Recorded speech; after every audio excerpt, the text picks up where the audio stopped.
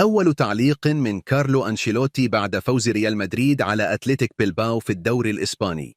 شاهد ماذا قال: ولكن قبل أن نبدأ قم بالضغط على زر القلب وعمل إكسبلور لنرى كم عدد محبي ريال مدريد.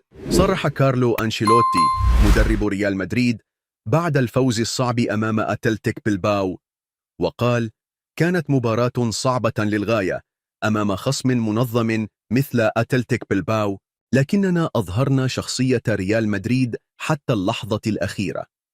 هدف فالفيردي كان خياليا، تسديدة من طراز خاص وفي لحظة حاسمة، وهذا هو ما يميز اللاعبين الكبار. الفريق لم يستسلم وواصل القتال حتى صافرة النهاية، وهذا الانتصار يبقي آمالنا حية في سباق الدوري.